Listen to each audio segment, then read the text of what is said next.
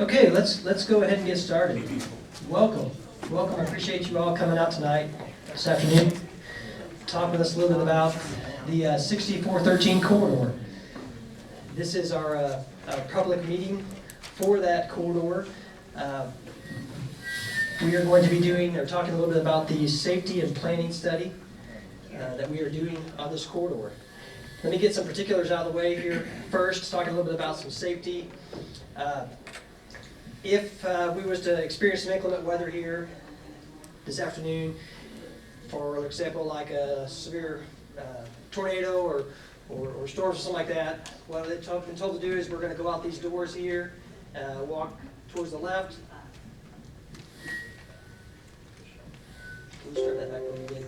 We're going to walk towards the left, go down towards the front desk, but just before we get to the front desk, we're going to take another left, and we're going to go down and bunker in that hallway there. So that's where we're going to go if we need to do that. In case of a fire, there's an exit out the back of this room here. There's also exits, over here to my left as well, and there are multiple exits out the side of the building over here on the side. So that's where we're going to want to go if we need to go for fire.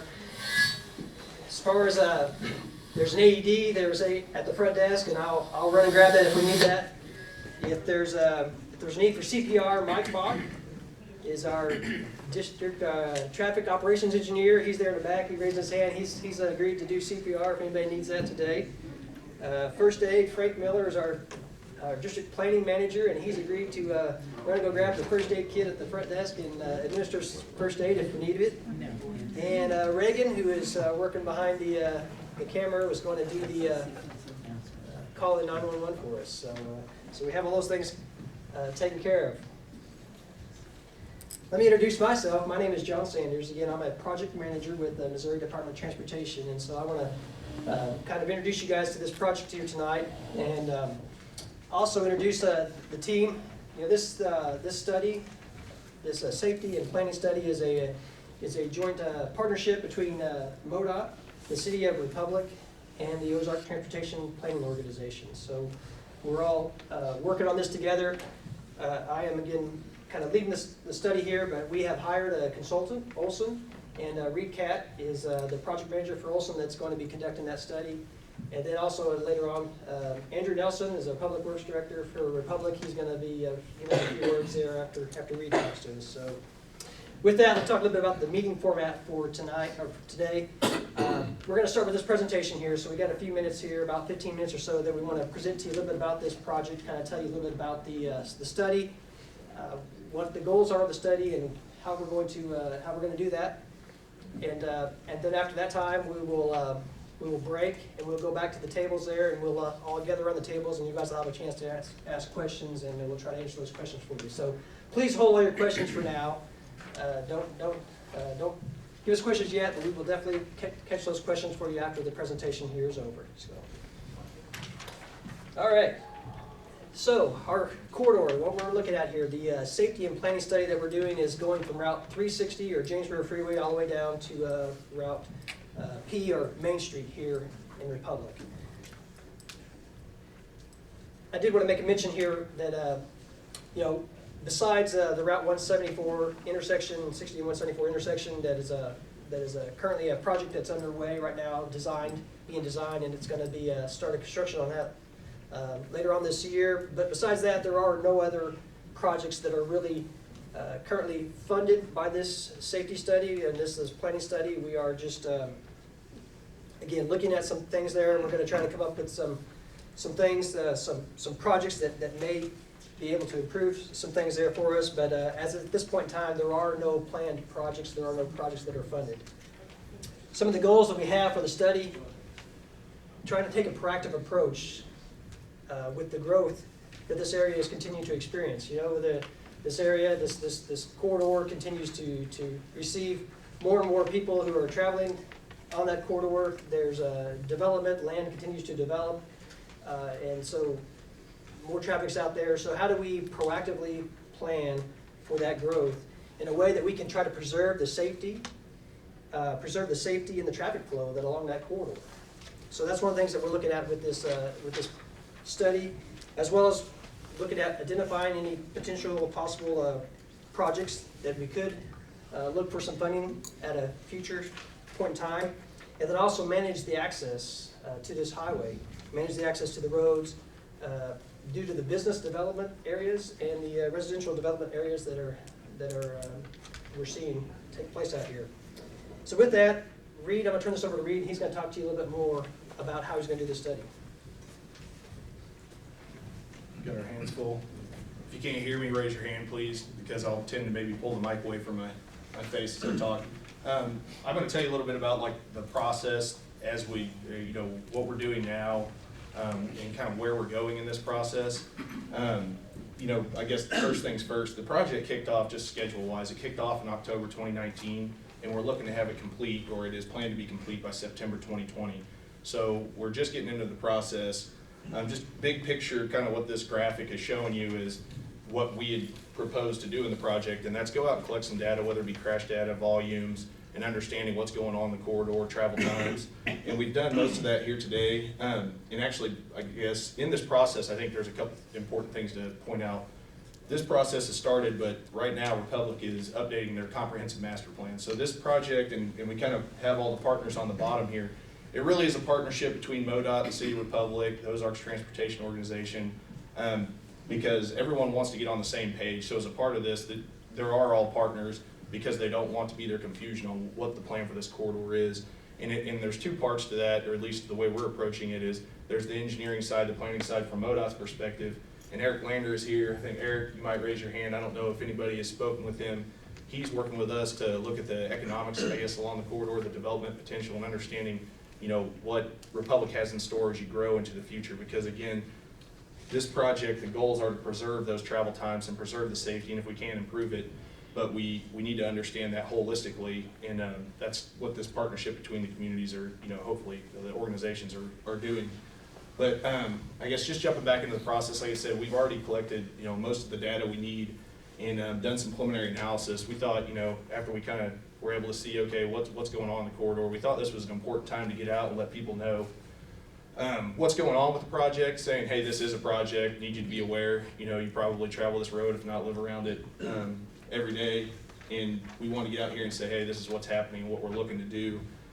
Moving forward, the ultimate goal is, like John said, there's no specific funding, but it's to create a plan, alternatives about what this corridor would look like in the future, so that everyone's on the same page as that development comes, and really figure out how we can plan for that funding, even though it's not available, have a plan together so that at time it may come, we already have the plan in place. This is just a breakdown a little, really, there's nothing really great about this graphic other than to say, this road's important to not just the City of Republic, it's clearly important to the region, important to the state, because it's a connector between, the City of Springfield Metro, really the metro area down to even Northwest Arkansas. I personally lived in Northwest Arkansas for a couple years, and I drove this route coming up to Springfield, and so, I experienced it and drove through it every day. And when you really bake this study down to what we're really ultimately getting at is we're trying to preserve travel times, preserve safety, but also still do it in a way that makes sense for access and allows the growth to happen in a smart way. And there's always trade-offs for that. Anytime you have access, you have the potential for slowdowns or the potential for accidents. But you have to have access for growth, but you also need safe roads. So we all travel when we think that needs to be the case. Really, one thing to visualize, and Tyson, he wasn't able to make it, he had a really good point, is in the, I think there's a pointer, apologize. In your main core area, I guess think about the experience you have today driving through between Main and 174, and the experience between 174 and MM, and that and James River Freeway, and think about what you want that to be in the future, because it's going to continue to grow, and just think about how that applies to what we're doing in the future. Just to recap some of the existing, I guess we're calling it existing conditions, some of the data we saw, we went out there, MODOT provided, or really the State Patrol provided the crash data, and there's 727 crashes between 2014 and 2018. We didn't use 2019 at the time because when we started the study, it wasn't a complete year. So if you're asking the last year, we had to truncate that for now. But either way, it's a high crash rate, and nearly two-thirds of those crashes are happening at signalized intersections. So it's a focal point on this corridor. It's a little hard to see maybe on the screen. We weren't sure how large the screen was going to be, but really if you look at it, the MMM 174 and Main Street intersections actually are high crash intersections in this case. And so the other part of this is to maintain travel time.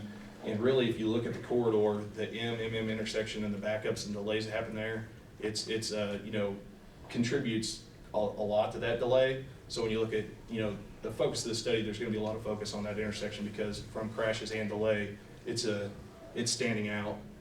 One thing, I guess, beside the point that the purpose of the study was to look forward into the future and to preserve.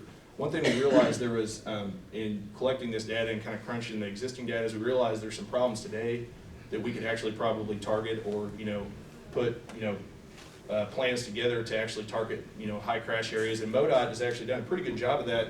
The data we looked at actually backs up the 174 intersection was in the top 2 in crashes, and they're already addressing that now with the project. Main Street is actually the highest from a rate standpoint, not number. And the offset lefts have gone in there, I believe, a year ago. Is that right? And we're seeing a reduction there. So, and then also some turn lanes along the corridor. So we've seen some projects that have targeted some of these high crash areas, and it looks like there's other opportunities out there. Really big picture, next steps.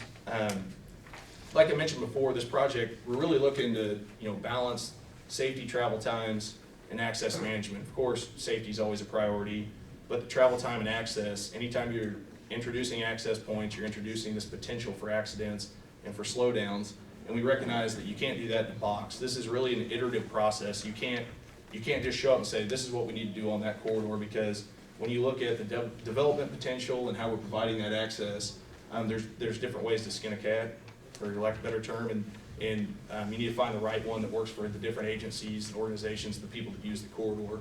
And really, we have the tools to do that from an engineering perspective to look at some of the predictive analysis and say, hey, if we do this, this is what we expect to see from crashes. And then with Eric's help, if we do this, we think that this is the potential for development. So bringing those together and really, in the end, the result is we're trying to get a plan together, coordinated plan between agencies so everyone's on the same page. So there's not questions in the future on how to handle things as they come in. It's being proactive, as John pointed out, and really getting a consensus between the agencies so development can be accommodated in a way that is reasonable and defensible and still serves everyone on the corridor. I'm going to pass it off to Andrew and talk a little bit as well. Thank you. Yeah, I don't know if you want to. I'm just going to kind of highlight what Reid and John said both. For the citizens of the Republic, this is just a big win for us, for the local agencies, for transportation to partner and get a proactive, planned approach to growth. As we move forward and make decisions as a city, it's important that those decisions that we make align with MODOT, with the OTO, and that we make decisions that don't hinder both development and our transportation corridor. So taking an approach to safety, travel time, and just the flow of traffic through the area is going to be important. From an internal perspective, aligning projects going forward too is going to be important so that we can identify the transportation funding need. Because there's likely to be some large capital improvements that we're going to need along this corridor to facilitate the growth. So I think having that information years in the future is going to be important for us as an organization. As I said before, thanks again for being here. I appreciate your interest in this study and in the corridor, and you show that by being here tonight. Make sure you sign in to the computers there in the back or on the sheet before you leave. Also grab a fact sheet. We do have some fact sheets there, and I see probably a lot of you already have those. So grab a fact sheet, and then there's even a comment sheet back there that we really appreciate you guys to take the time to fill out. Those comment sheets, Angela's got those in the back, so you can come to her and she can get you one of those, and then turn those back into her as well, and or any of us, I guess, that you see with the name tags on. Turn it back into one of us so that we can have that information. So at this time, I'm going to go ahead and conclude the the presentation, and we'll all walk back to the tables. The exhibits, there's the same thing on both tables. It's the same corridor on both tables, so come find one of us with a name tag on, and that will be around the tables there, and feel free to ask us whatever questions you might have. And after that, thanks again for coming.